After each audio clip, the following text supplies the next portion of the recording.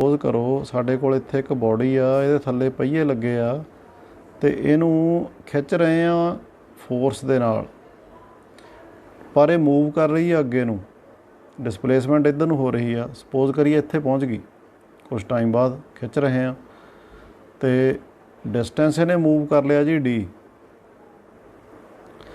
ਹੁਣ ਅਸੀਂ ਵਰਕ ਹੋਇਆ ਕਹਾਂਗੇ ਕਿਉਂਕਿ ਇਸ ਬੋਡੀ ਦੇ ਉੱਤੇ ਫੋਰਸ ਲੱਗੀ, ਚਾਹੇ ਉਹ ਕਿਸੇ ਐਂਗਲ 'ਤੇ ਲੱਗੀ ਆ, ਅਤੇ ਡਿਸਪਲੇਸਮੈਂਟ ਹੋ ਗਈ, ਤਾਂ ਅਸੀਂ ਕੀ ਕਹਾਂਗੇ ਜੀ, ਵਰਕ ਡਨ ਹੋ ਗਿਆ ਹੈ, ਵਰਕ ਇਜ਼ ਡਨ। ਕਿਉਂ? ਕਿਉਂਕਿ ਫੋਰਸ ਦਾ ਕੰਪੋਨੈਂਟ ਅਲੋਂਗ ਡਿਸਪਲੇਸਮੈਂਟ, ਜਿਹਨੂੰ ਅਸੀਂ ਐਫ ਕੋਸ ਥੀਟਾ ਕਹਾਂਗੇ, ਇਨਟੂ ਡਿਸਪਲੇਸਮੈਂਟ ਡੀ ਨੂੰ ਗੁਣਾ ਕਰੀਏ ਤਾਂ ਇਹ ਵਰਕ ਆ ਗਿਆ। Work is equal to F D cos theta ਅਤੇ ਡਬਲਯੂ ਨੂੰ ਕਹਿ ਸਕਦੇ ਹਾਂ ਅਸੀਂ ਐਫ ਡੋਟ ਡੀ। ਹੁਣ ਕੀ ਆ work? Work is the dot product of force and displacement. ਸ਼ਰਤ ਇਹ ਆ ਵੀ ਫੋਰਸ ਉੱਧਰ ਨੂੰ ਲੱਗਦੀ ਆ ਜਿੱਧਰ ਨੂੰ ਡਿਸਪਲੇਸਮੈਂਟ ਹੁੰਦੀ ਆ। ਮਤਲਬ ਅਸੀਂ ਜਿੱਧਰ ਨੂੰ ਡਿਸਪਲੇਸਮੈਂਟ ਹੋਈ ਆ ਫੋਰਸ ਦਾ ਕੰਪੋਨੈਂਟ ਉਹ ਲੈਣਾ। ਜੇਕਰ ਐਕਸ ਐਕਸਿਸ ਵੱਲ ਨੂੰ ਡਿਸਪਲੇਸਮੈਂਟ ਹੋਈ ਆ ਤਾਂ ਅਸੀਂ ਫੋਰਸ ਦਾ ਐਕਸ ਕੰਪੋਨੈਂਟ ਲਿਆ। ਕਿਵੇਂ? ਦੇਖੋ, ਫੋਰਸ ਇੱਧਰਲੇ ਪਾਸੇ ਲੱਗੀ ਸੀ, ਆਹ ਸਾਡਾ ਹੌਰੀਜ਼ੋਂਟਲ ਐਕਸ ਐਕਸਿਸ, ਐਕਸ ਐਕਸਿਸ ਵਾਲੇ ਪਾਸੇ ਨੂੰ ਡਿਸਪਲੇਸਮੈਂਟ ਹੋਈ ਆ। ਅਸੀਂ ਫੋਰਸ ਦਾ ਕੰਪੋਨੈਂਟ, ਫੋਰਸ ਨੂੰ ਦੋ ਕੰਪੋਨੈਂਟਸ ਵਿੱਚ ਵੰਡ ਲਈਏ ਕਿਉਂਕਿ ਇੱਕ ਵੈਕਟਰ ਕੁਆਂਟਿਟੀ ਆ। ਵੈਕਟਰ ਕੁਆਂਟਿਟੀ ਨੂੰ ਅਸੀਂ ਦੋ ਮਿਊਚੁਅਲੀ ਪਰਪੈਂਡੀਕੂਲਰ ਕੰਪੋਨੈਂਟਸ ਦੇ ਵਿੱਚ ਵੰਡ ਸਕਦੇ ਹਾਂ, ਇੱਕ ਅਲੋਂਗ ਵਾਈ ਐਕਸਿਸ, ਇੱਕ ਅਲੋਂਗ ਐਕਸ ਐਕਸਿਸ, ਜਿਹਨੂੰ ਐਫ ਐਕਸ ਕਹਾਂਗੇ। ਹੁਣ ਇੱਥੇ ਐਫ ਐਕਸ ਦੀ ਵੈਲਿਊ ਕੀ ਹੋਏਗੀ? ਇਹ ਅਸੀਂ ਵੈਕਟਰਸ ਦੇ ਵਿੱਚ ਆਪਾਂ ਪੜ੍ਹਿਆ ਸੀ ਬੇਟੇ, ਇਹ ਐਫ ਕੋਸ ਥੀਟਾ ਹੋਏਗੀ ਅਤੇ ਵਾਈ ਕੰਪੋਨੈਂਟ ਦੀ ਵੈਲਿਊ ਹੋਏਗੀ ਐਫ ਸਾਈਨ ਥੀਟਾ। ਸੋ ਇੱਥੇ ਅਸੀਂ ਜਿੱਧਰ ਨੂੰ ਡਿਸਪਲੇਸਮੈਂਟ ਹੋਈ ਆ ਉੱਧਰਲਾ ਕੰਪੋਨੈਂਟ ਲੈਣਾ, ਵਿਚ is F cos theta. So ਇਸ ਕਰਕੇ ਅਸੀਂ ਇੱਥੇ ਐਫ ਕੋਸ ਥੀਟਾ ਯੂਜ਼ ਕੀਤਾ ਇਨਟੂ ਡੀ। ਸੋ ਕੀ ਕਹਿ ਸਕਦੇ ਹਾਂ ਵਰਕ? ਵਰਕ ਹੈਗਾ ਸਾਡਾ, work is related to force and the displacement over which it acts. ਹੁਣ ਜਿੱਧਰ ਨੂੰ ਫੋਰਸ ਲੱਗਦੀ ਆ ਉੱਧਰਲੇ ਪਾਸੇ ਨੂੰ ਹੀ ਡਿਸਪਲੇਸਮੈਂਟ ਹੋਵੇ ਤਾਂ ਅਸੀਂ ਕਹਿੰਦੇ ਹਾਂ ਵੀ ਵਰਕ ਹੋ ਗਿਆ। ਅਤੇ ਇਹ ਦੇਖੀਏ ਵੀ ਵਰਕ ਕਦੋਂ ਹੋਇਆ ਮੰਨਿਆ ਜਾਂਦਾ। ਹੁਣ ਫਾਰਮੂਲਾ ਪੜ੍ਹ ਲਿਆ, W is equal to F dot D. Force ਹੈਗੀ ਆ ਐਫ, ਡੀ ਹੈਗੀ ਸਾਡੀ ਡਿਸਪਲੇਸਮੈਂਟ, ਡਬਲਯੂ ਹੈਗਾ ਵਰਕ। ਫੋਰਸ ਅਤੇ ਡਿਸਪਲੇਸਮੈਂਟ ਦੋਨੇ ਚੀਜ਼ਾਂ ਹੀ ਵੈਕਟਰ ਕੁਆਂਟੀਟੀਜ਼ ਨੇ, ਐਫ ਵੀ ਵੈਕਟਰ ਆ, ਡੀ ਵੀ ਵੈਕਟਰ ਆ, ਦੋਨੇ ਹੀ ਸਾਡੀਆਂ ਵੈਕਟਰ ਕੁਆਂਟੀਟੀਜ਼ ਨੇ ਕਿਉਂਕਿ ਦੋਨਾਂ ਦੀ ਡਾਇਰੈਕਸ਼ਨ ਮੈਗਨੀਚਿਊਡ ਵੀ ਆ। ਪਰ ਵਰਕ ਆ ਜਿਹੜਾ ਇਹ ਦੋਨੇ ਵੈਕਟਰ ਕੁਆਂਟੀਟੀਜ਼ ਦਾ ਪ੍ਰੋਡਕਟ ਆ, ਸਕੇਲਰ ਪ੍ਰੋਡਕਟ ਆ। ਇਸ ਕਰਕੇ ਵਰਕ ਕੀ ਆ? ਇੱਕ ਸਕੇਲਰ ਕੁਆਂਟਿਟੀ ਆ, ਇਹਦੀ ਕੋਈ ਡਾਇਰੈਕਸ਼ਨ ਨਹੀਂ ਹੁੰਦੀ, ਡਾਇਰੈਕਸ਼ਨ ਨਹੀਂ ਹੁੰਦੀ, ਇਹ ਯਾਦ ਰੱਖਣਾ। ਹੁਣ ਅਸੀਂ ਦੇਖਦੇ ਹਾਂ ਵੀ ਵਰਕ ਆ ਜਿਹੜਾ ਉਹ ਕਦੋਂ ਹੋਇਆ ਮੰਨਿਆ ਜਾਂਦਾ। ਫਾਰਮੂਲਾ ਤਾਂ ਅਸੀਂ ਪੜ੍ਹ ਲਿਆ, W equal to F dot D.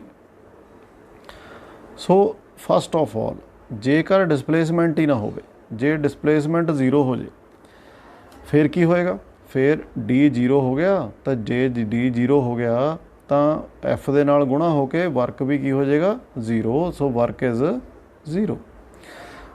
ਕਿਹੜਾ ਕੇਸ ਹੋ ਸਕਦਾ ਇੱਦਾਂ? ਮੰਨ ਲਓ ਇੱਕ ਬਹੁਤ ਭਾਰੀ ਚੀਜ਼ ਆ, ਕੰਧ ਆ, ਕੰਧ ਨੂੰ ਅਸੀਂ ਫੋਰਸ ਲਗਾਈ ਜਾਈਏ, ਉਹਨੂੰ ਧੱਕਣ ਦੀ ਕੋਸ਼ਿਸ਼ ਕਰੀਏ, ਫੋਰਸ ਤਾਂ ਲੱਗ ਰਹੀ ਆ ਪਰ ਉਹ ਮੂਵ ਨਹੀਂ ਕਰ ਰਹੀ, ਡਿਸਪਲੇਸਮੈਂਟ ਜ਼ੀਰੋ ਆ। ਸੋ ਇੱਦਾਂ ਦੀਆਂ ਬੜੀਆਂ ਐਗਜ਼ਾਮਪਲਸ ਤੁਸੀਂ ਆਪਣੀ ਲਾਈਫ 'ਚੋਂ ਲੈ ਸਕਦੇ ਹੋ। ਸੋ ਇਸ ਕਰਕੇ ਵਰਕ ਡਨ ਸਾਡਾ ਜ਼ੀਰੋ ਹੋ ਜਾਏਗਾ। ਦੂਸਰਾ ਕੇਸ ਕੀ ਹੋ ਸਕਦਾ? ਜੇ ਫੋਰਸ ਜ਼ੀਰੋ ਹੋ ਜੇ। ਹੁਣ ਕੀ ਇੱਦਾਂ ਦਾ ਕੇਸ ਹੋ ਸਕਦਾ ਵੀ ਫੋਰਸ ਜ਼ੀਰੋ ਹੋਵੇ ਅਤੇ ਡਿਸਪਲੇਸਮੈਂਟ ਜ਼ੀਰੋ ਨਾ ਹੋਵੇ? ਬਿਲਕੁਲ। ਮੰਨ ਲਈਏ ਆਪਾਂ ਬਰਫ਼ ਦੀ ਇੱਕ ਸਿੱਲੀ ਨੂੰ ਟੇਢੀ ਕਰਕੇ ਰੱਖ ਦਈਏ, ਬਰਫ਼ ਦੀ ਇੱਕ ਸਿੱਲ ਆ ਸਾਡੇ ਕੋਲ, ਇਹਨੂੰ ਟੇਢੀ ਕਰਕੇ ਰੱਖ ਲਿਆ ਅਤੇ ਇਹਦੇ ਉੱਤੇ ਅਸੀਂ ਕੋਈ ਵੀ ਚੀਜ਼ ਰੱਖਦੇ ਹਾਂ ਤਾਂ ਉਹ ਸਲਿੱਪ ਕਰਕੇ ਨੀਚੇ ਨੂੰ ਜਾਏਗੀ without the application of any external force. ਆਪਾਂ ਕੋਈ ਫੋਰਸ ਲਾਉਣ ਦੀ ਲੋੜ ਨਹੀਂ, ਇਹ ਆਪਣੇ ਆਪ ਥੱਲੇ ਨੂੰ ਸਲਿੱਪ ਕਰੇਗੀ। ਸੋ ਡਿਸਪਲੇਸਮੈਂਟ ਹੋ ਰਹੀ ਆ ਪਰ ਅਸੀਂ ਫੋਰਸ ਤਾਂ ਕੋਈ ਲਾਈ ਨਹੀਂ। ਸੋ ਫੋਰਸ ਜ਼ੀਰੋ ਆ, ਡਿਸਪਲੇਸਮੈਂਟ ਕੀ ਹੋ ਗਈ? ਨੋਨ ਜ਼ੀਰੋ ਆ, ਪਰ ਵਰਕ ਕੀ ਹੋ ਜਾਏਗਾ ਜੀ? ਜ਼ੀਰੋ, ਕਿਉਂਕਿ ਫੋਰਸ ਜ਼ੀਰੋ ਹੈ। ਤੀਸਰਾ ਕੇਸ, तीसरे केस ਦੇ ਵਿੱਚ ਜੇ ਅਸੀਂ ਦੇਖਦੇ ਹਾਂ, ਜੇਕਰ ਸਾਡੇ ਕੋਲੇ ਐਫ ਐਂਡ ਡੀ ਦੇ ਵਿੱਚ ਜਿਹੜਾ ਐਂਗਲ ਆ, ਬਹੁਤ ਇੰਪੋਰਟੈਂਟ ਐਗਜ਼ਾਮਪਲ ਆ, ਜੇਕਰ ਐਂਗਲ ਸਾਡੇ ਕੋਲੇ 90 ਡਿਗਰੀ ਹੋ ਜੇ। 90 ਡਿਗਰੀ ਹੋਣ ਦਾ ਮਤਲਬ ਕੀ ਆ? ਜੇਕਰ ਡਿਸਪਲੇਸਮੈਂਟ ਤਾਂ ਸਾਡੀ ਇੱਧਰ ਨੂੰ ਐਕਸ ਐਕਸਿਸ ਵਾਲੇ ਪਾਸੇ ਨੂੰ, ਡੀ ਜੇਕਰ ਡਿਸਪਲੇਸਮੈਂਟ ਡੀ ਸਾਡੀ ਐਕਸ ਐਕਸਿਸ ਵਾਲੇ ਪਾਸੇ ਨੂੰ ਆ, ਬਟ ਜਿਹੜੀ ਫੋਰਸ ਆ ਉਹ ਸਾਡੀ ਲੱਗ ਰਹੀ ਆ ਉੱਪਰਲੇ ਵਾਲੇ ਪਾਸੇ ਨੂੰ 90 degree. They are both at 90 degree to each other. ਕਿਹੜਾ ਕੇਸ ਹੋ ਸਕਦਾ? ਸਪੋਜ਼ ਕਰ ਲਓ ਆਪਾਂ ਕੋਈ ਸਿਰ 'ਤੇ ਭਾਰ ਚੱਕ ਕੇ ਤੁਰ ਰਹੇ ਹਾਂ, ਤਾਂ ਭਾਰ ਚੱਕਿਆ ਹੋਇਆ ਉੱਪਰ ਨੂੰ, ਇਹਦਾ ਮਤਲਬ ਫੋਰਸ ਅਸੀਂ ਲਗਾ ਰਹੇ ਹਾਂ ਉੱਪਰ ਨੂੰ। ਜੇ ਫੋਰਸ ਉੱਪਰ ਨੂੰ ਲੱਗ ਰਹੀ ਆ, ਪਰ ਤੁਰ ਕਿੱਧਰ ਨੂੰ ਰਹੇ ਹਾਂ? ਤੁਰ ਰਹੇ ਹਾਂ ਅੱਗੇ ਨੂੰ। ਡਿਸਪਲੇਸਮੈਂਟ ਅੱਗੇ ਨੂੰ ਹੋ ਰਹੀ ਆ, ਫੋਰਸ ਉੱਪਰ ਨੂੰ ਲੱਗ ਰਹੀ ਆ, ਅਤੇ ਵਰਕ ਡਨ ਕੀ ਹੋ ਗਿਆ? F D cos 90 degree. Cos 90 degree ਸਾਨੂੰ ਪਤਾ 0 ਹੁੰਦਾ, ਸੋ ਇਸ ਕਰਕੇ ਵਰਕ ਡਨ ਕਿੰਨਾ ਹੋ ਗਿਆ? ਅਗੇਨ 0।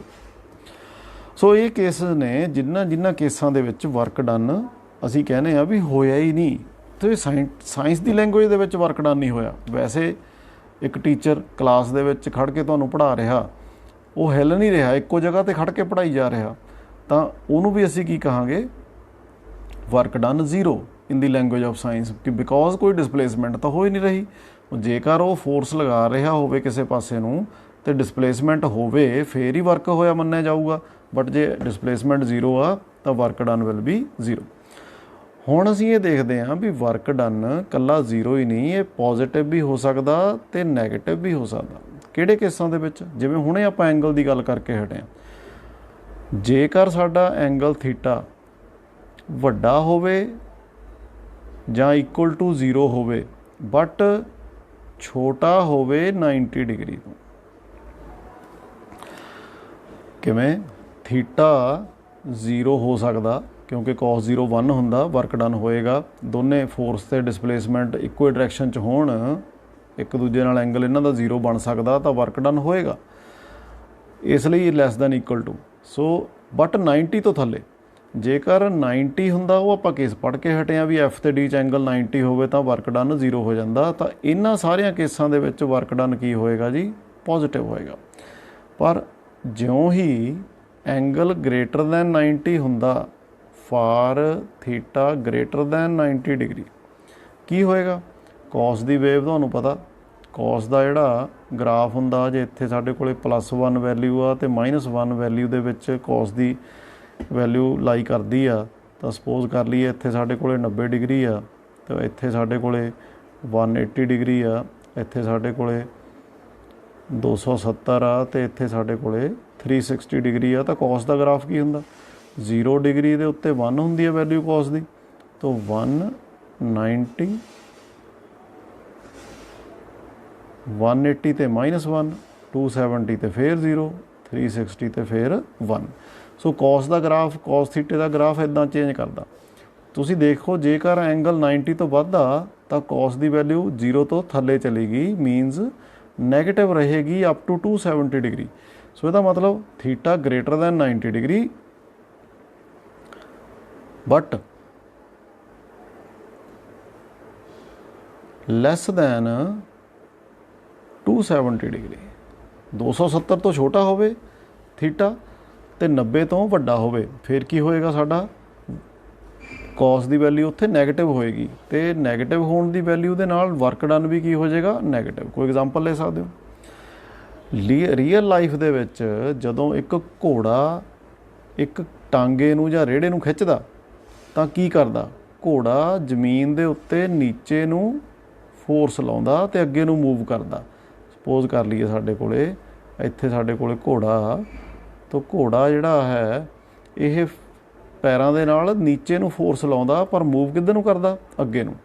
ਤਾਂ ਫੋਰਸ ਇੱਧਰ ਨੂੰ ਹੋ ਗਈ, ਡਿਸਪਲੇਸਮੈਂਟ ਐਕਸ ਐਕਸਿਸ ਵਾਲੇ ਪਾਸੇ ਹੋ ਗਈ ਡੀ, ਬਟ ਫੋਰਸ ਕਿੱਧਰ ਨੂੰ ਆ ਰਿਹਾ ਜੀ? ਨੀਚੇ ਨੂੰ। ਤਾਂ ਐਂਗਲ ਕੀ ਬਣੇਗਾ?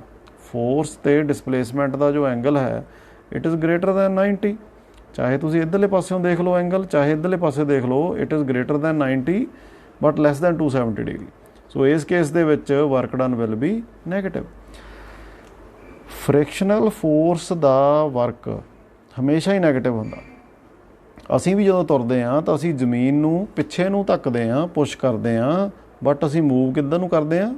ਮੂਵ ਅੱਗੇ ਨੂੰ ਕਰਦੇ ਹਾਂ। ਸੋ ਵਾਕਿੰਗ ਵੇਲੇ ਜਦੋਂ ਅਸੀਂ ਫ੍ਰਿਕਸ਼ਨ ਨੂੰ ਯੂਜ਼ ਕਰਕੇ ਤੁਰਦੇ ਹਾਂ, ਕਿਉਂਕਿ ਫ੍ਰਿਕਸ਼ਨ ਹੈਗੀ ਆ ਤਾਂ ਹੀ ਆਪਾਂ ਤੁਰ ਸਕਦੇ ਹਾਂ, ਅਦਰਵਾਈਜ਼ ਤਾਂ ਆਪਾਂ ਸਲਿੱਪ ਕਰ ਜਾਵਾਂਗੇ।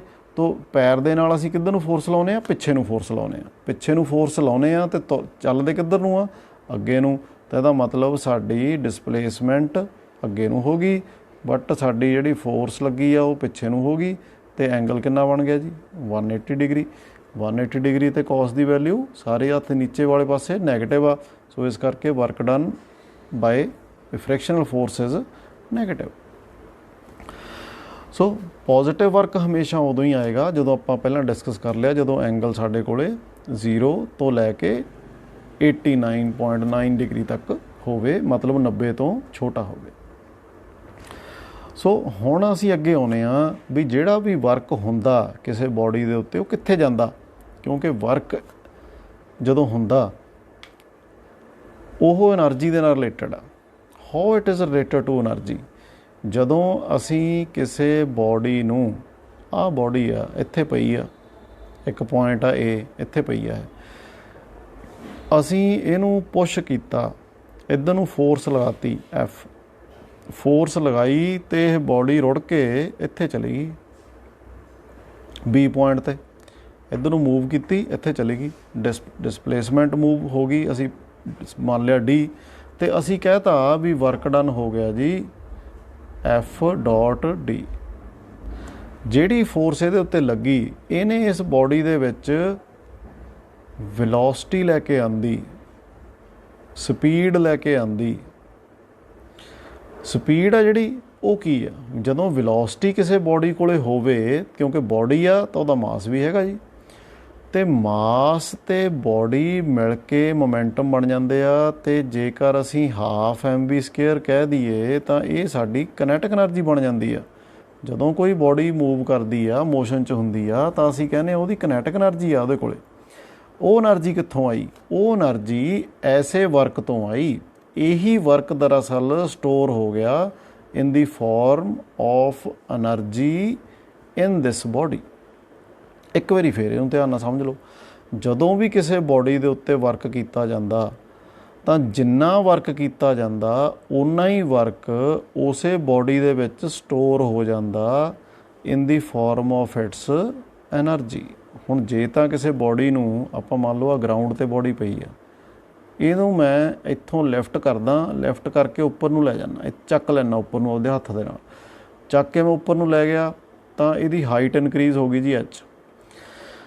ਹਾਈਟ ਇਨਕਰੀਜ਼ ਹੋ ਗਈ ਤਾਂ ਇਹਦੀ ਐਨਰਜੀ ਕਿਹੜੀ ਆ ਗਈ? ਤੁਸੀਂ ਪੜ੍ਹਿਆ ਹੋਇਆ, the energy possessed by body by virtue of its position it is called the potential energy of the body. ਤਾਂ ਇਹਦੇ ਵਿੱਚ ਇਹ ਪੋਟੈਂਸ਼ੀਅਲ ਐਨਰਜੀ ਕਿੱਥੋਂ ਆਈ? ਜਿਹੜਾ ਮੈਂ ਇਹਦੇ ਉੱਤੇ ਫੋਰਸ ਲਗਾਈ ਅਤੇ ਡਿਸਪਲੇਸਮੈਂਟ ਮੂਵ ਕਰ ਗਈ ਉੱਪਰ ਨੂੰ, ਜਿੰਨਾ ਇਹ 'ਤੇ ਵਰਕ ਕੀਤਾ ਉਹੀ ਵਰਕ ਇਸੇ ਬੋਡੀ ਦੇ ਵਿੱਚ ਸਟੋਰ ਹੋ ਗਿਆ ਇਨ ਦੀ farm of its potential energy. ਹੁਣ ਇਸ ਚੀਜ਼ ਨੂੰ ਕਹਿੰਦੇ ਕੀ ਆ? ਬਹੁਤ ਜ਼ਿਆਦਾ ਇੰਪੋਰਟੈਂਟ ਕੁਐਸਚਨ ਆ ਇਹ, ਤੁਹਾਨੂੰ ਪੇਪਰ 'ਚ ਵੀ ਆ ਸਕਦਾ। ਕਿਹੜਾ ਕੁਐਸਚਨ ਆ ਸਕਦਾ? Work energy theorem. Work energy theorem ਦਾ ਕੁਐਸਚਨ ਪੇਪਰ 'ਚ ਵੀ ਆ ਸਕਦਾ ਔਰ ਬਹੁਤ ਇੰਪੋਰਟੈਂਟ ਆ ਇਹਨੂੰ ਸਿੱਖਣਾ। ਇਹੀ ਗੱਲ ਆ ਸਿਰਫ ਕਿ ਬਈ ਇੱਕ ਬੋਡੀ 'ਤੇ ਉੱਤੇ ਕੀਤਾ ਹੋਇਆ ਵਰਕ ਉਸੇ ਬੋਡੀ 'ਚ ਸਟੋਰ ਹੋ ਜਾਂਦਾ ਇਨ ਦੀ ਫਾਰਮ ਆਫ ਇਟਸ ਐਨਰਜੀ। ਉਹ ਐਨਰਜੀ ਪੋਟੈਂਸ਼ੀਅਲ ਐਨਰਜੀ ਹੋ ਸਕਦੀ ਹੈ, ਕਨੈਟਿਕ ਐਨਰਜੀ ਹੋ ਸਕਦੀ ਆ, ਸਾਊਂਡ ਐਨਰਜੀ ਦੀ ਫਾਰਮ ਦੇ ਵਿੱਚ ਵੀ ਤੁਸੀਂ ਉਹਨੂੰ ਦੇਖ ਸਕਦੇ ਹੋ। ਤਾਂ ਜੇਕਰ ਹੁਣ ਫੋਰਸ ਜਿਹੜੀ ਲੱਗਦੀ ਆ, ਫੋਰਸ ਲੱਗਦੀ ਆ ਕੌਂਸਟੈਂਟ, ਦੋ ਕੇਸ ਕਰਾਂਗੇ। ਜੇ ਤਾਂ ਫੋਰਸ ਲੱਗਦੀ ਆ ਕੌਂਸਟੈਂਟ ਮਤਲਬ ਇੱਕੋ ਜਿੰਨੀ ਲੱਗਦੀ ਆ, ਮੰਨ ਲਈਏ ਫੋਰਸ ਦੇ ਯੂਨਿਟ ਆਪਣੇ ਕੋਲ ਨਿਊਟਨ ਹੁੰਦੇ ਆ, ਮੰਨ ਲਓ ਕਿਸੇ ਬੋਡੀ ਉੱਤੇ ਫੋਰਸ ਲਾਉਂਦੇ ਆ ਤਾਂ ਉਹ 10 ਨਿਊਟਨ ਹੀ ਲੱਗ ਰਹੀ ਆ, ਨਾ 10.1 ਹੁੰਦੀ ਆ ਨਾ 9.9 ਹੁੰਦੀ, ਕੌਂਸਟੈਂਟ ਫੋਰਸ ਆ। ਫਿਰ ਅਸੀਂ ਵਰਕ ਐਨਰਜੀ ਥਿਊਰਮ ਨੂੰ ਕਿਵੇਂ ਅਟੇਨ ਕਰ ਸਕਦੇ ਹਾਂ? ਤੁਸੀਂ ਪਿਛਲੇ ਚੈਪਟਰਾਂ ਦੇ ਵਿੱਚ ਇੱਕ ਛੋਟਾ ਜਿਹਾ ਰਿਲੇਸ਼ਨ ਮੋਸ਼ਨ ਦਾ ਪੜ੍ਹਿਆ ਹੋਇਆ, v² - u² = 2as। ਇਹ ਰਿਲੇਸ਼ਨ ਅਸੀਂ ਪੜ੍ਹਿਆ ਸੀ ਜਦੋਂ ਕਿਸੇ ਕੋਈ ਬੋਡੀ ਮੂਵ ਕਰਦੀ ਆ, ਉਹਦੀ ਇਨੀਸ਼ੀਅਲ ਵੈਲੋਸਿਟੀ u ਹੁੰਦੀ ਆ, ਫਾਈਨਲ ਵੈਲੋਸਿਟੀ v ਹੁੰਦੀ ਆ, ਐਕਸਲਰੇਟ ਕਰਦੀ ਆ, मतलब ਉਹਦੀ ਵੈਲੋਸਿਟੀ ਚੇਂਜ ਹੁੰਦੀ ਆ ਤੇ ਉਹ ਡਿਸਟੈਂਸ ਮੂਵ ਕਰਦੀ ਆ।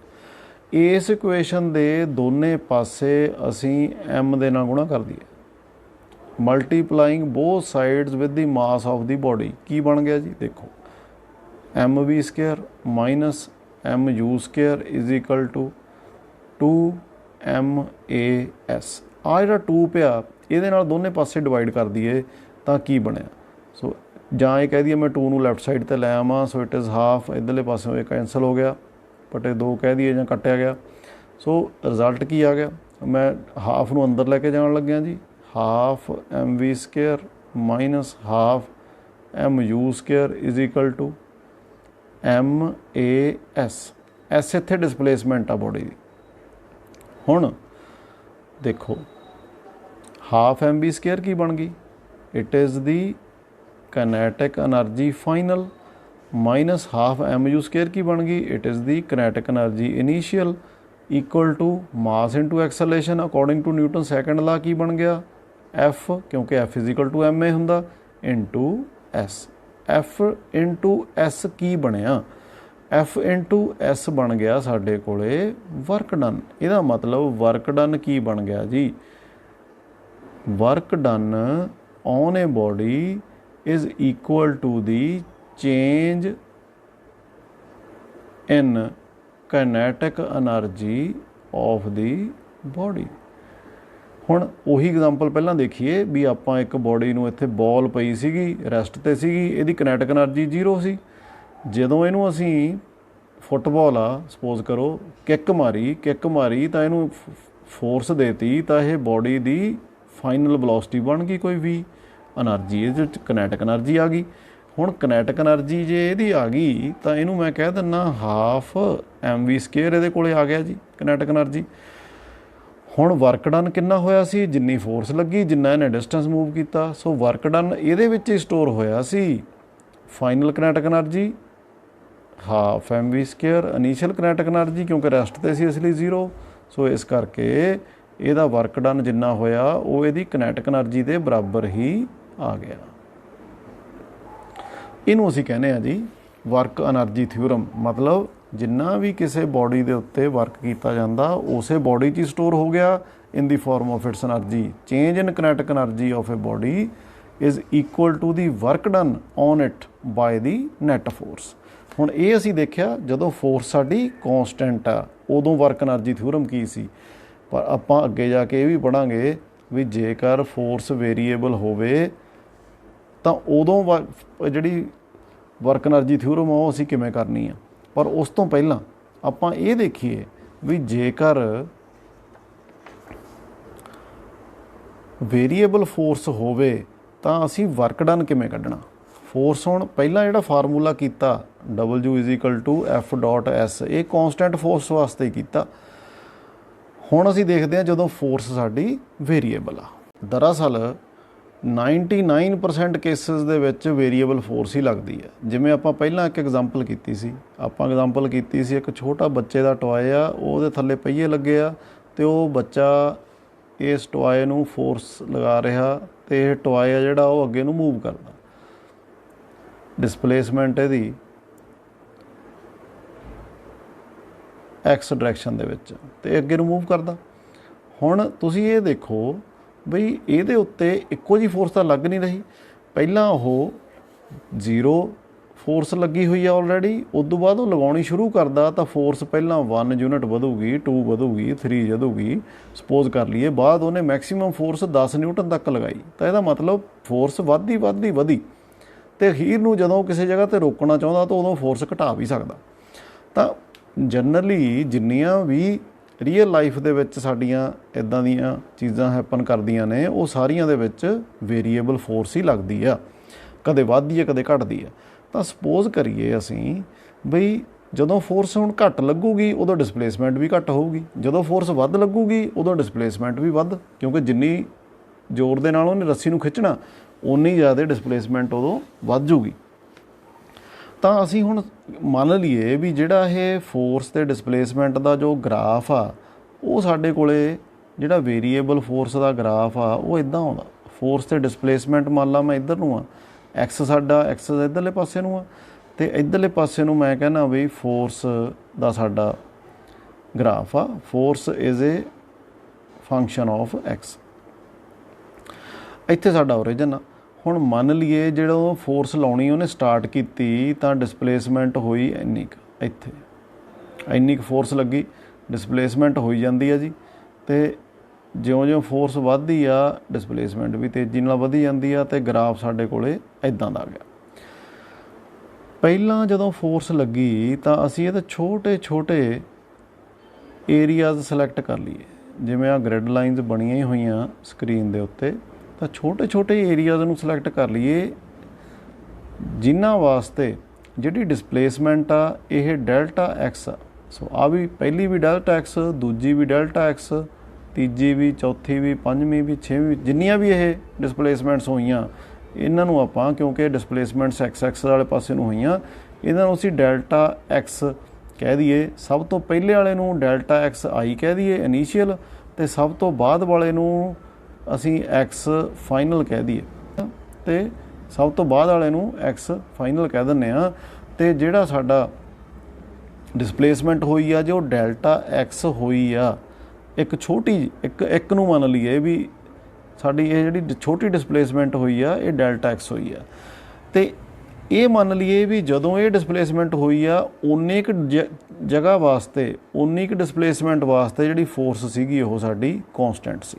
ਇਹ ਮੰਨਣਾ ਪਊਗਾ ਵੀ ਉਨੀ ਕੁ ਜਗ੍ਹਾ ਵਾਸਤੇ ਕੌਂਸਟੈਂਟ ਫੋਰਸ ਲੱਗੀ ਆ।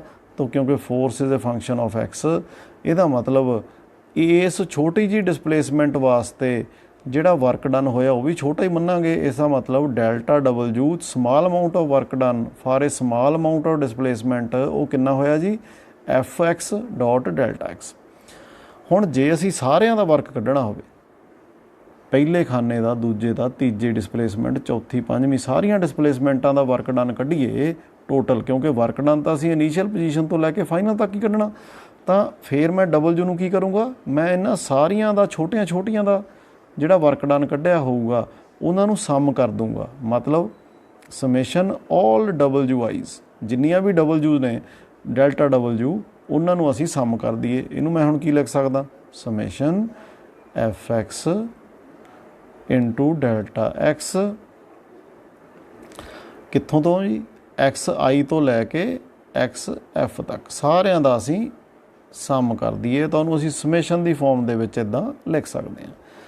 ਹੁਣ ਜੇਕਰ ਇਹ ਜਿਹੜੇ ਡੈਲਟਾ ਐਕਸ ਆਪਾਂ ਮੰਨੇ ਆ ਸਾਰੇ ਇਨੀਸ਼ੀਅਲ ਪੋਜੀਸ਼ਨ ਤੋਂ ਲੈ ਕੇ ਫਾਈਨਲ ਤੱਕ, ਇਹ ਸਾਰੇ ਡੈਲਟਾ ਐਕਸ ਅਪਰੋਚਿੰਗ ਟੂ 0 ਹੋ ਜਾਣ, ਮਤਲਬ ਇਹਨਾਂ ਦੀ ਵੈਲਿਊ ਇੰਨੀ ਛੋਟੀ ਹੋਵੇ ਵੀ ਇਹ ਅਪਰੋਚਿੰਗ ਟੂ 0 ਨੇ, 0 ਨਹੀਂ ਹੈਗੇ, the delta X is not equal to 0 but these are approaching to 0। ਜਿਵੇਂ ਆਪਾਂ ਕਹਿ ਦਈਏ 0.00000001 ਵੈਲਿਊ ਆ, ਇਹ ਅਪਰੋਚਿੰਗ ਟੂ 0 ਵੈਲਿਊ ਹੀ ਆ, ਪਰ ਇਹ 0 ਵੀ ਨਹੀਂ ਹੈਗੀ ਕਿਉਂਕਿ ਪਿੱਛੇ ਆ ਕੇ ਇਹਦੇ ਡਿਜਿਟ ਆ ਜਾਂਦੇ ਆ। ਸੋ ਇੱਦਾਂ ਦੀ ਵੈਲਿਊ ਹੋਵੇ ਡੈਲਟਾ ਐਕਸ ਦੀ, ਡੈਲਟਾ ਐਕਸ ਇੰਨਾ ਛੋਟਾ ਹੋਵੇ, ਫਿਰ ਅਸੀਂ ਇਹਨੂੰ ਕੰਟੀਨਿਊਸ ਮੰਨ ਸਕਦੇ ਹਾਂ। ਅਤੇ ਡਬਲਯੂ ਨੂੰ ਕੀ ਲਿਖ ਸਕਦੇ ਹਾਂ, as a integral from initial position to final position of F X ਨਾਲ ਡੀ ਐਕਸ ਲਿਖ ਸਕਦੇ ਹਾਂ ਡੈਲਟਾ ਐਕਸ ਦੀ ਜਗ੍ਹਾ 'ਤੇ, ਕਿਉਂਕਿ ਜੇ ਡੈਲਟਾ ਐਕਸ ਛੋਟਾ ਹੈ ਤਾਂ ਉਹਨੂੰ ਅਸੀਂ ਡੀ ਐਕਸ ਦੇ ਨਾਲ ਰੀਪਲੇਸ ਕਰ ਸਕਦੇ ਹਾਂ। ਹੁਣ ਜੇ ਧਿਆਨ ਨਾਲ ਦੇਖੀਏ ਇਸੇ ਗ੍ਰਾਫ ਦੇ ਵਿੱਚ ਜਿਹੜੀਆਂ ਉੱਪਰਲੀਆਂ ਵੈਲਿਊਜ਼ ਨੇ ਇਹ ਸਾਡੀਆਂ ਹੈਗੀਆਂ ਨੇ ਜੀ ਫੋਰਸ ਦੀਆਂ, ਅਤੇ ਇੱਧਰਲੇ ਪਾਸੇ ਵਾਲੀਆਂ ਵੈਲਿਊਜ਼ ਨੇ ਸਾਡੀਆਂ ਡਿਸਪਲੇਸਮੈਂਟ ਦੀਆਂ। ਜੇਕਰ ਜਿਹੜੀ ਪਹਿਲੀ ਅਸੀਂ ਆਹ ਵਾਲੀ ਰੈਕਟੈਂਗਲ ਅਜ਼ਿਊਮ ਕੀਤੀ ਆ, ਧਿਆਨ ਨਾਲ ਦੇਖੀਏ ਇਹਦੀ ਜੋ ਨੀਚੇ ਵਾਲੀ ਸਾਈਡ ਇਹ ਡੈਲਟਾ ਐਕਸ ਰਿਪਰੈਜ਼ੈਂਟ ਕਰਦੀ ਆ, ਅਤੇ ਉੱਪਰ ਵਾਲੀ ਸਾਈਡ ਆ ਜਿਹੜੀ ਉਹ ਫੋਰਸ ਰਿਪਰੈਜ਼ੈਂਟ ਕਰਦੀ ਆ।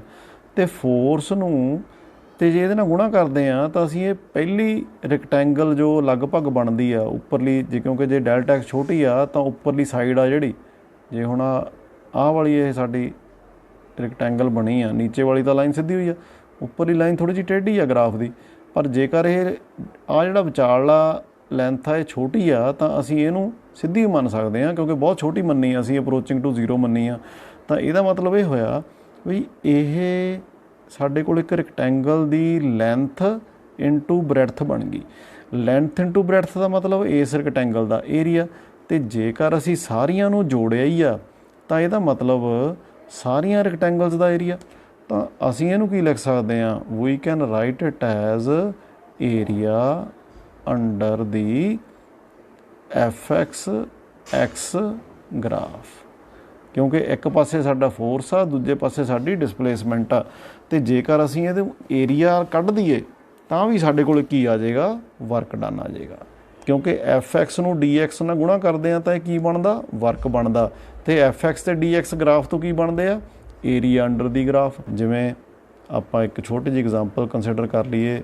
ਇੱਥੇ ਇੱਕ ਸਾਡੇ ਕੋਲ ਗ੍ਰਾਫ ਆ ਬਣਾ ਕੇ ਦਿੱਤਾ ਹੋਇਆ ਸਾਨੂੰ, ਇੱਧਰਲੇ ਪਾਸੇ ਐਕਸ ਆ, ਇੱਧਰਲੇ ਪਾਸੇ ਵਾਈ ਐਕਸਿਸ ਆ, ਫੋਰਸ ਇੱਧਰਲੇ ਪਾਸੇ ਫੋਰਸ ਹੈਗੀ ਆ ਦਿੱਤੀ ਹੋਈ ਜੀ ਸਾਨੂੰ। ਸੋ ਇਟ ਇਜ਼ 0, ਇੱਥੇ ਹੈਗਾ 50, ਇੱਥੇ ਹੈਗਾ 100 ਨਿਊਟਨਸ ਦੇ ਵਿੱਚ ਫੋਰਸ ਦਿੱਤੀ ਹੋਈ ਆ। ਅਤੇ ਡਿਸਪਲੇਸਮੈਂਟ ਹੈਗੀ ਆ ਜੀ, ਇੱਥੇ ਪੁਆਇੰਟ ਹੈ A, here it is B point at 100। ਤੋ ਉਦੋਂ ਅੱਗੇ ਆ ਗਿਆ ਜੀ ਸਾਡੇ ਕੋਲ ਇੱਥੇ ਸੀ ਪੁਆਇੰਟ ਆ ਗਿਆ, ਐਂਡ ਸੀ ਇੱਥੇ ਤੱਕ 10 ਮੀਟਰ ਡਿਸਟੈਂਸ ਕਵਰ ਕਰ ਲਿਆ। ਉਦੋਂ ਬਾਅਦ ਸਾਡੇ ਕੋਲ ਪੁਆਇੰਟ ਆ ਗਿਆ ਈ, ਐਂਡ ਇੱਥੇ ਆ ਕੇ ਆਈ ਪੁਆਇੰਟ ਦਿੱਤਾ ਹੋਇਆ, ਇੱਥੇ ਆ ਕੇ ਸਟਾਪ ਹੋ ਗਿਆ 20 ਮੀਟਰਸ। ਸੋ ਅਸੀਂ ਹੁਣ ਇੱਥੇ ਦੋ ਦੇਖੋ, ਇੱਥੇ ਤੱਕ ਸੀ ਪੁਆਇੰਟ ਤੱਕ ਅਸੀਂ ਸਿੱਧੀ ਸਾਡੇ ਕੋਲ ਰੈਕਟੈਂਗਲ ਬਣਦੀ ਆ। ਤੋ ਆ ਇੱਧਰਲੀ ਸਾਡੀ ਸਾਈਡ 100 ਹੋ ਗਈ, ਇੱਧਰਲੇ ਪਾਸੇ ਸਾਨੂੰ 10 ਮੀਟਰ ਦਿੱਤਾ ਹੋਇਆ, ਇਹ 100 ਨਿਊਟਨ ਆ। ਇੱਥੇ ਇਹ ਇੱਕ ਟਰਪੀਜ਼ੀਅਮ ਬਣ ਗਈ। ਟਰਪੀਜ਼ੀਅਮ ਦੀ ਜਗ੍ਹਾ ਦੇ ਉੱਤੇ ਅਸੀਂ ਟਰਪੀਜ਼ੀਅਮ ਵਾਲਾ ਹੀ ਫਾਰਮੂਲਾ ਲਾਵਾਂਗੇ। ਏਰੀਆ ਆਫ ਦੀ ਟਰਪੀਜ਼ੀਅਮ ਉਹ ਸਾਨੂੰ ਪਤਾ, ਹਾਫ ਦੋਨੇ ਸਾਈਡ ਦਾ ਸਮ ਇਨਟੂ ਬੇਸ। ਸੋ ਦੋਨੇ ਏਰੀਆਜ਼ ਨੂੰ ਤੁਸੀਂ ਐਡ ਕਰ ਲਓਗੇ। ਆਹ ਏਰੀਆ ਤਾਂ ਰੈਕਟੈਂਗਲ ਦਾ ਹੀ ਆ, ਸਿੱਧਾ 10 ਨੂੰ 100 ਨਾਲ ਗੁਣਾ ਕਰਾਂਗੇ, ਪਲੱਸ ਆਹ ਵਾਲਾ ਏਰੀਆ, ਦੋਨੇ ਏਰੀਆ ਨੂੰ ਗੁਣਾ ਕਰੋਗੇ ਤਾਂ the result will be your work done. So ਇਸ ਤਰੀਕੇ ਨਾਲ ਅਸੀਂ ਇੱਦਾਂ ਦੇ ਕੁਐਸਚਨ ਆ ਜਿਹੜੇ ਉਹ ਕਰਨੇ ਆ।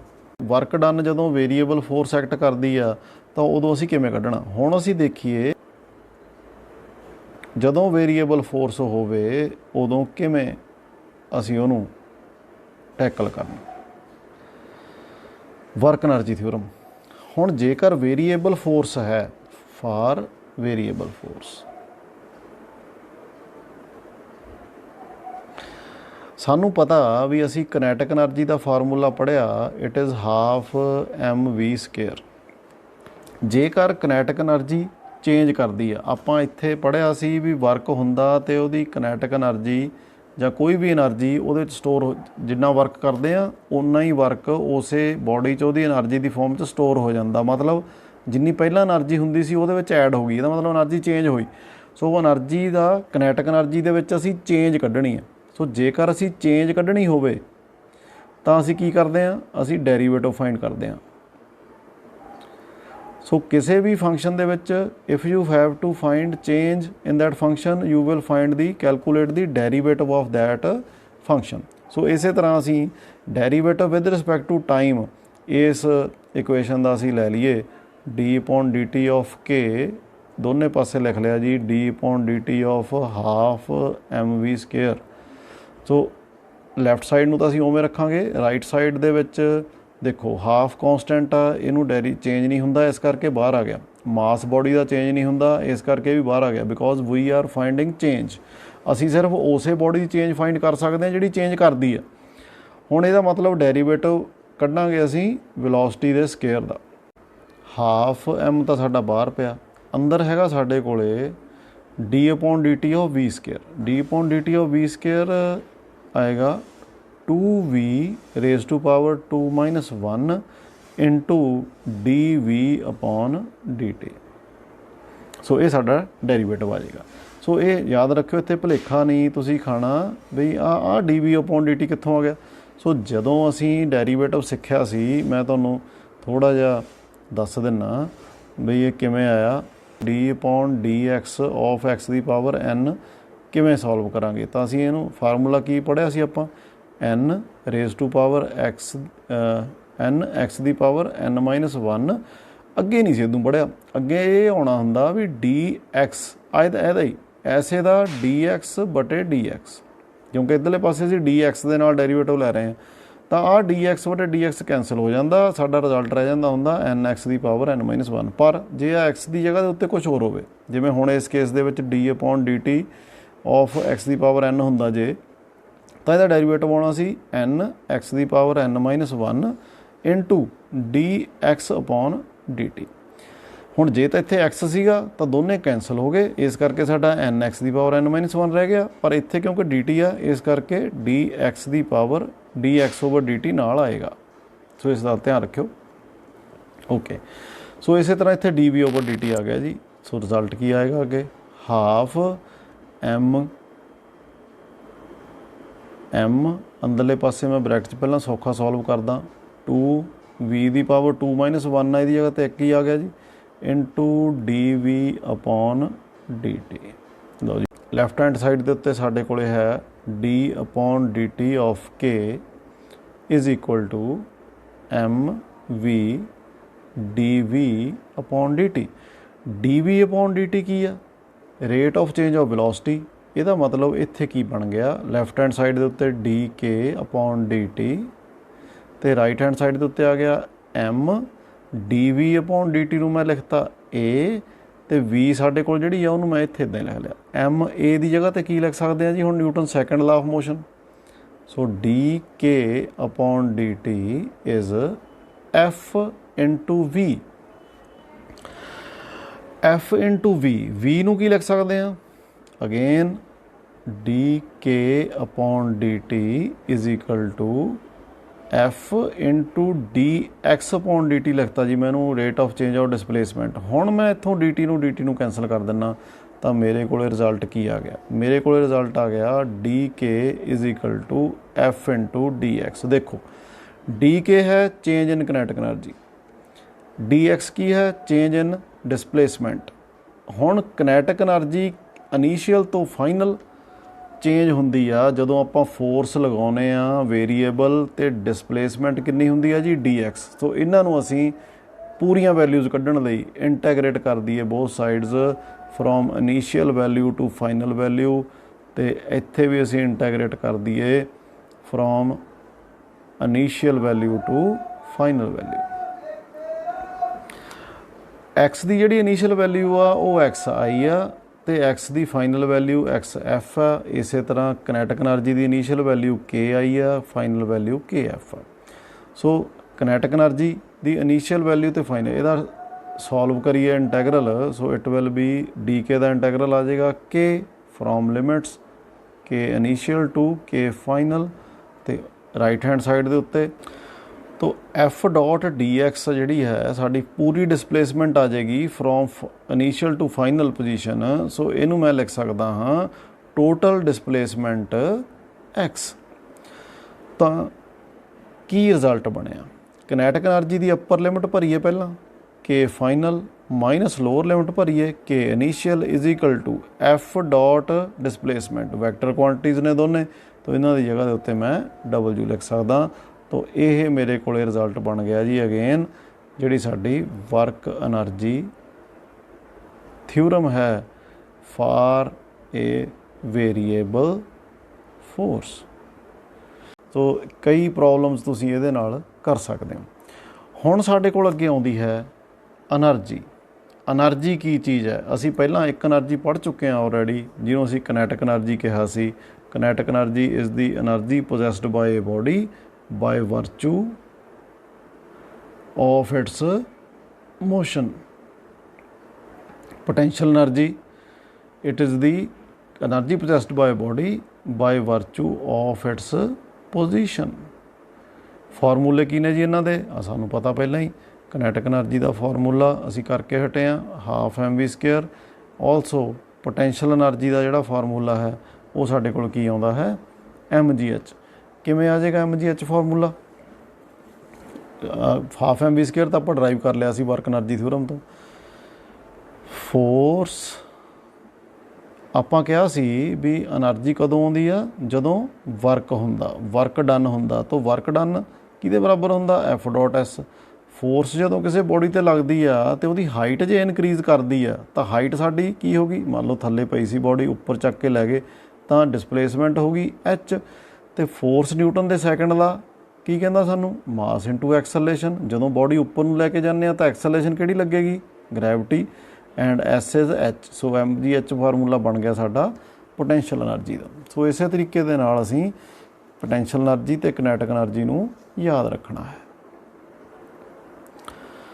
ਇਸ ਤੋਂ ਬਾਅਦ ਆਪਾਂ ਇਸ 'ਤੇ ਆਉਂਦੇ ਹਾਂ ਵੀ ਜਿਹੜੀ ਸਾਡੀ ਐਨਰਜੀ ਆ ਉਹ law of conservation of energy. Law of conservation ਦਾ ਕੀ ਮਤਲਬ ਹੈ ਵੀ ਐਨਰਜੀ ਆ ਜਿਹੜੀ ਉਹਨੂੰ ਨਾ ਅਸੀਂ ਇਸ ਯੂਨੀਵਰਸ ਦੇ ਵਿੱਚ ਪੈਦਾ ਕਰ ਸਕਦੇ ਹਾਂ, ਵੀ ਕੈਨ ਨਾਟ ਪ੍ਰੋਡਿਊਸ, ਨਾ ਹੀ ਅਸੀਂ ਡਿਸਟਰੋਏ ਕਰ ਸਕਦੇ ਹਾਂ।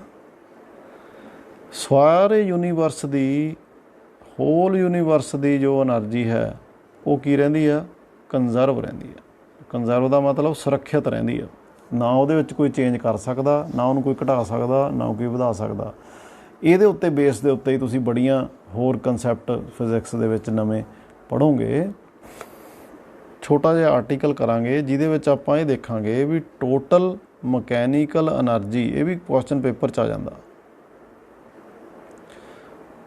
ਟੋਟਲ ਮਕੈਨੀਕਲ ਜਿਹਦੇ ਵਿੱਚ ਮੂਵਮੈਂਟਸ ਹੋਣ, ਬੋਡੀਜ਼ ਮੂਵ ਕਰਨ, ਕੋਈ ਫੋਰਸ ਲਗਾ ਰਿਹਾ, ਕਿਸੇ ਦੇ ਉੱਤੇ ਫੋਰਸ ਲੱਗ ਰਹੀ ਆ।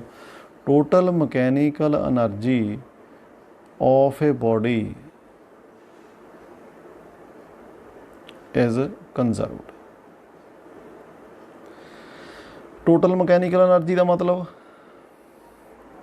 ਸਮ of potential energy and kinetic energy. ਜੇਕਰ ਅਸੀਂ ਪੋਟੈਂਸ਼ੀਅਲ ਐਨਰਜੀ ਤੇ ਕਿਨੈਟਿਕ ਐਨਰਜੀ ਦੇ ਦੋਨਾਂ ਦਾ ਸਮ ਦੇਖੀਏ ਤਾਂ ਉਹਨੂੰ ਅਸੀਂ ਟੋਟਲ ਮਕੈਨੀਕਲ ਐਨਰਜੀ ਕਹਿੰਦੇ ਹਾਂ, ਕਿਉਂਕਿ ਪੋਟੈਂਸ਼ੀਅਲ ਐਨਰਜੀ ਵੀ ਮੋਸ਼ਨ ਦੇ ਨਾਲ ਹੀ ਰਿਲੇਟਡ ਆ। ਇੱਕ ਬੋਡੀ ਨੂੰ ਅਸੀਂ ਚੱਕ ਕੇ ਲੈ ਜਾਂਦੇ ਹਾਂ ਦੂਸਰੀ ਜਗ੍ਹਾ 'ਤੇ, ਅਤੇ ਕਿਨੈਟਿਕ ਐਨਰਜੀ ਦਾ ਵੀ ਲਿੰਕ ਮੋਸ਼ਨ ਦੇ ਨਾਲ ਹੀ ਆ। ਸੋ ਜੇਕਰ ਅਸੀਂ ਪੋਟੈਂਸ਼ੀਅਲ ਅਤੇ ਕਿਨੈਟਿਕ ਐਨਰਜੀ ਦੇਖੀਏ ਤਾਂ ਉਹਨੂੰ ਅਸੀਂ ਟੋਟਲ ਨੂੰ ਮਕੈਨੀਕਲ ਐਨਰਜੀ ਕਹਿ ਦਿੰਦੇ ਹਾਂ। ਹੁਣ ਅਸੀਂ ਇੱਕ ਬੋਡੀ ਦੀ ਗੱਲ ਕਰਾਂਗੇ, ਇੱਕ ਬੋਲ ਦੀ ਗੱਲ ਕਰਾਂਗੇ। ਸਪੋਜ਼ ਕਰੀਏ ਇੱਕ ਇੱਥੇ ਸਾਡੇ ਕੋਲ ਨੀਚੇ ਗਰਾਊਂਡ ਆ, ਧਰਤੀ,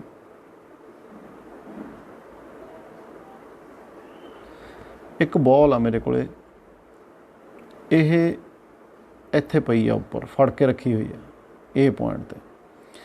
ਇਹਨੂੰ ਅਸੀਂ ਥੱਲੇ ਨੂੰ ਸਿੱਟਣਾ, ਇੱਥੋਂ ਛੱਡ ਦੇਣਾ, ਫੋਰਸ ਨਹੀਂ ਲਾਉਣੀ, ਜਸਟ ਛੱਡ ਦੇਣਾ।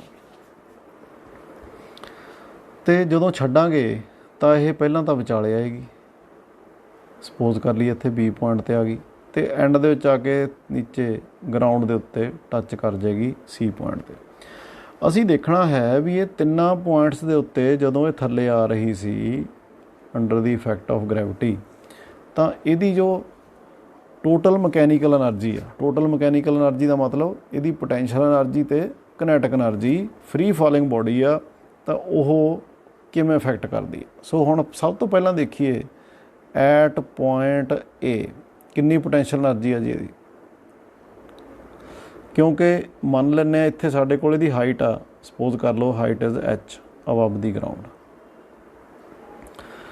ਜੇ ਹਾਈਟ H ਆ, ਬੋਡੀ A 'ਤੇ ਆ, ਮੂਵ ਨਹੀਂ ਕਰ ਰਹੀ ਹਜੇ, ਅਸੀਂ ਫੜੀ ਹੋਈ ਆ, ਤਾਂ ਪੋਟੈਂਸ਼ੀਅਲ ਐਨਰਜੀ ਇਹਦੀ ਕਿੰਨੀ ਹੋ ਗਈ ਜੀ, mgh। ਅਤੇ ਕਿਨੈਟਿਕ ਐਨਰਜੀ ਕਿੰਨੀ ਹੋ ਗਈ, ਕਿਉਂਕਿ ਮੂਵ ਨਹੀਂ ਕਰ ਰਹੀ ਇਸ ਕਰਕੇ ਵੈਲੋਸਿਟੀ 0 ਆ, ਤਾਂ ਇਹਦਾ ਮਤਲਬ ਦੋਨਾਂ ਦਾ ਜਿਹੜਾ ਸਮ ਆ ਉਹ ਕਿੰਨਾ ਹੋ ਗਿਆ, mgh। ਸੋ ਯਾਦ ਰੱਖਿਓ A ਪੁਆਇੰਟ ਦੇ ਉੱਤੇ ਇਹਦੀ ਟੋਟਲ ਮਕੈਨੀਕਲ ਐਨਰਜੀ ਕਿੰਨੀ ਆ ਗਈ, mgh। ਹੁਣ ਆਪਾਂ ਦੇਖੀਏ ਐਟ ਪੁਆਇੰਟ B ਪੁਆਇੰਟ ਦੇ ਉੱਤੇ ਸਪੋਜ਼ ਕਰ ਲਈਏ ਇਹ ਜਿਹੜਾ ਡਿਸਟੈਂਸ ਕਵਰ ਕਰ ਚੁੱਕੀ ਆ, ਇਟ ਇਜ਼ x। ਜੇ x ਆ ਤਾਂ ਇਹਦੀ ਗਰਾਊਂਡ ਤੋਂ ਉੱਪਰ ਤੱਕ ਜਿਹੜੀ ਹਾਈਟ ਆ ਉਹ ਕਿੰਨੀ ਰਹਿ ਗਈ, h ਮਾਈਨਸ x, ਇੰਨੀ ਇਹਦੀ ਹਾਈਟ ਆ। ਹੁਣ ਅਸੀਂ ਦੇਖੀਏ ਐਟ ਪੁਆਇੰਟ B ਇਹਦੀ ਪੋਟੈਂਸ਼ੀਅਲ ਐਨਰਜੀ ਕਿੰਨੀ ਆ। ਮਾਸ ਗ੍ਰੈਵਿਟੀ ਤਾਂ ਆ ਗਈ, h ਕਿੰਨੀ, ਹਾਈਟ ਕਿੰਨੀ ਆ ਜੀ ਇਹਦੀ ਗਰਾਊਂਡ ਤੋਂ, h ਮਾਈਨਸ x। ਅਤੇ ਕਿਨੈਟਿਕ ਐਨਰਜੀ ਦੇਖੀਏ ਕਿੰਨੀ ਆ ਗਈ, ਕਿਨੈਟਿਕ ਐਨਰਜੀ ਹੁੰਦੀ ਆ ਹਾਫ mv²। ਪਹਿਲਾਂ ਤਾਂ ਸਾਨੂੰ ਇਹਦੀ ਫਾਈਨਲ ਵੈਲੋਸਿਟੀ ਕੱਢਣੀ ਪਊਗੀ ਵੀ B ਪੁਆਇੰਟ ਦੇ ਉੱਤੇ ਵੈਲੋਸਿਟੀ ਕਿੰਨੀ ਤੇਜ਼ ਹੋਊਗੀ ਥੱਲੇ ਆਉਂਦੀ ਲਾਉਂਦੇ ਹਾਂ v² minus u² is ਇਕਲ to 2as ਵਾਲਾ ਫਾਰਮੂਲਾ ਲਾ ਕੇ ਆਪਾਂ ਇਹ ਦੇਖੀਏ ਵੀ ਇਹਦੀ v² ਦੀ ਵੈਲਿਊ ਕਿੰਨੀ ਆਉਂਦੀ ਹੈ। ਜਿਹੜੀ ਫਾਈਨਲ ਵੈਲੋਸਿਟੀ ਹੈ ਇਹਦੀ ਉਹ v ਸਕੁਏਅਰ ਆਏਗੀ ਮਾਈਨਸ ਇਨੀਸ਼ੀਅਲ ਵੈਲੋਸਿਟੀ, ਕਿਉਂਕਿ ਉੱਪਰਲੇ ਪਾਸਿਓਂ ਇਹ ਰੈਸਟ ਤੇ ਸੀਗੀ, 0 ਚੱਲ ਪਈ, 0 ਇਜ਼ ਇਕੁਅਲ ਟੂ 2 ਇੰਟੂ ਜੀ, ਡਿਸਟੈਂਸ ਮੂਵ ਕਿੰਨਾ ਹੋ ਗਿਆ ਜੀ x, ਕਿਉਂਕਿ ਉੱਪਰੋਂ ਇਹਨੇ ਬੋਡੀ ਨੇ A ਤੋਂ ਲੈ ਕੇ B ਤੱਕ ਜਿਹੜਾ ਡਿਸਟੈਂਸ ਕਵਰ ਕੀਤਾ ਉਹ x ਡਿਸਟੈਂਸ ਕਵਰ ਕੀਤਾ, ਸੋ ਇਸ ਕਰਕੇ x ਆ ਗਿਆ। ਤਾਂ v ਸਕੁਏਅਰ ਦੀ ਵੈਲਿਊ ਕਿੰਨੀ ਆ ਗਈ 2gx, ਇੱਥੇ ਅਸੀਂ v ਸਕੁਏਅਰ ਦੀ ਵੈਲਿਊ ਪੁੱਟ ਕਰਨੀ ਆ, ਸੋ ਕਿਨੈਟਿਕ ਐਨਰਜੀ ਕਿੰਨੀ ਆ ਜਾਏਗੀ,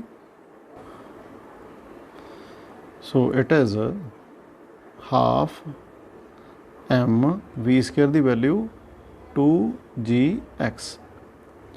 ਲਓ ਜੀ, ਸੋ ਦੋਨਾਂ ਦਾ ਪਲੱਸ ਕਰ ਦਈਏ, total mechanical energy potential energy plus kinetic energy is equal to potential energy ਦੀ ਵੈਲਿਊ ਪੁੱਟ ਕਰੀਏ mg h minus x plus kinetic energy ਦੀ ਵੈਲਿਊ ਹਾਫ ਦਾ ਸਾਡਾ 1/2 ਨਾਲ 2 ਕੱਟਿਆ ਗਿਆ ਪਲੱਸ mg ਇੰਟੂ x, ਸੋ ਬਰੈਕਟ ਖੋਲ ਲਈਏ mg h minus mg x plus mg x ਦੇ ਨਾਲ mg x ਸਾਡਾ ਕੈਂਸਲ ਹੋ ਗਿਆ, ਤਾਂ ਰਿਜ਼ਲਟ ਕੀ ਆ ਗਿਆ ਅਗੇਨ ਸਾਡੇ ਕੋਲ ਟੋਟਲ ਮਕੈਨੀਕਲ ਐਨਰਜੀ ਦਾ mg h। ਸੋ ਇਹਦਾ ਮਤਲਬ B ਪੁਆਇੰਟ ਦੇ ਉੱਤੇ ਵੀ ਇਹਦੀ total mechanical energy mg h ਹੀ ਹੈ। ਇਹ ਕੁਐਸਚਨ ਆਮ ਤੌਰ 'ਤੇ ਪੇਪਰ ਦੇ ਵਿੱਚ ਆ ਜਾਂਦਾ। ਹੁਣ ਦੇਖੀਏ C ਪੁਆਇੰਟ ਦੇ ਉੱਤੇ ਆ ਕੇ, C ਪੁਆਇੰਟ ਤੱਕ ਜਦੋਂ ਬੋਡੀ ਆਊਗੀ ਤਾਂ ਇਹਨੇ ਪੂਰਾ ਡਿਸਟੈਂਸ ਕਵਰ ਕਰ ਲਿਆ h ਦੇ ਬਰਾਬਰ, ਤਾਂ ਇਹਦੀ ਪੋਟੈਂਸ਼ੀਅਲ ਐਨਰਜੀ ਕਿੰਨੀ ਰਹੀ, ਕਿਉਂਕਿ ਗਰਾਊਂਡ ਤੋਂ ਹਾਈਟ ਤਾਂ ਇੱਥੇ ਆ ਕੇ 0 ਹੋ ਜਾਣੀ ਆ, so mg into height is 0, so potential energy will be 0। What about kinetic energy, kinetic energy ਕਿੰਨੀ ਆਊਗੀ, ਅਗੇਨ ਆਹੀ ਫਾਰਮੂਲਾ ਲਾਵਾਂਗੇ v square minus u square is equal to 2as ਵਾਲਾ, so v square minus u square is equal to 2gh, ਕਿਉਂਕਿ x ਅਤੇ h ਆ। ਸੋ final velocity ਇਹਦੀ ਕਿੰਨੀ ਹੋਏਗੀ v ਸਕੁਏਅਰ ਮਾਈਨਸ, ਕਿਉਂਕਿ u ਸਕੁਏਅਰ ਸਾਡੀ ਇਨੀਸ਼ੀਅਲ ਵੈਲੋਸਿਟੀ ਇਸ ਜਗ੍ਹਾ 'ਤੇ A ਪੁਆਇੰਟ 'ਤੇ 0 ਸੀ, ਸਟਾਰਟਿੰਗ 'ਤੇ ਉਹ 0 is equal to 2gh, so v square ਦੀ ਵੈਲਿਊ ਕਿੰਨੀ ਆ ਗਈ ਜੀ 2gh। ਸੋ ਇੱਥੇ ਪੁੱਟ ਕਰੀਏ kinetic energy half m v square ਦੀ ਵੈਲਿਊ 2gh, 2 ਨਾਲ 2 ਸਾਡਾ ਕੈਂਸਲ ਹੋ ਗਿਆ, ਸੋ ਇਹਨਾਂ ਦਾ ਦੋਨਾਂ ਦਾ ਸਮ ਵੀ ਕੀ ਆ ਗਿਆ mg h। ਇਹਦਾ ਮਤਲਬ ਜਦੋਂ ਫ੍ਰੀ ਫਾਲ ਹੁੰਦਾ, ਚਾਹੇ ਬੋਡੀ ਉੱਪਰ ਆ ਚਾਹੇ ਬੋਡੀ ਸੈਕਿੰਡ ਪੁਆਇੰਟ 'ਤੇ ਆ, ਅੱਧ ਵਿਚਾਲੇ ਰਸਤੇ 'ਚ ਆ ਰਹੀ ਆ ਥੱਲੇ ਨੂੰ, ਚਾਹੇ ਬੋਡੀ ਥੱਲੇ ਆ ਕੇ ਗਰਾਊਂਡ 'ਚ ਸਟਰਾਈਕ ਕਰ ਗਈ, ਤਿੰਨਾਂ ਕੇਸਿਸ ਦੇ ਵਿੱਚ ਜਿਹੜੀ ਟੋਟਲ ਮਕੈਨੀਕਲ ਐਨਰਜੀ ਆਈ ਆ ਉਹ ਸਾਡੀ ਸੇਮ ਆਈ ਆ mg h। ਇੱਥੋਂ ਇਹ ਪ੍ਰੂਵ ਹੋ ਗਿਆ ਵੀ energy is conserved during the motion of a body। ਹੁਣ ਇਹ ਤਾਂ ਫ੍ਰੀ ਫਾਲ ਦਾ ਅਸੀਂ ਕੇਸ ਡਿਸਕਸ ਕੀਤਾ ਸੀ, ਜੇਕਰ ਫ੍ਰੀ ਫਾਲ ਨਾ ਵੀ ਹੋਵੇ ਗਰਾਊਂਡ 'ਤੇ ਬੋਡੀ ਚੱਲ ਰਹੀ ਆ ਤਾਂ ਉਦੋਂ ਵੀ ਟੋਟਲ ਐਨਰਜੀ ਕੰਜ਼ਰਵ ਰਹਿੰਦੀ ਆ, ਚਾਹੇ ਉਹਦੇ ਵਿੱਚ ਹੋਰ ਕਈ ਫੈਕਟਰ ਵਿੱਚ ਆ ਜਾਂਦੇ ਆ, ਫ੍ਰਿਕਸ਼ਨ ਆ ਗਈ, ਸਾਊਂਡ ਆ ਗਈ, ਹੀਟ ਆ ਗਈ, ਤਾਂ ਉੱਧਰ ਵੀ ਸਾਡਾ ਵਰਕ ਡਨ ਜਿਹੜਾ ਉਹ ਕੰਜ਼ਿਊਮ ਹੋ ਜਾਂਦਾ। ਸੋ ਇੱਥੋਂ ਸਾਨੂੰ ਇਹ ਪਤਾ ਲੱਗ ਗਿਆ ਵੀ total mechanical energy of a system is always ਕੰਜ਼ਰਵਡ।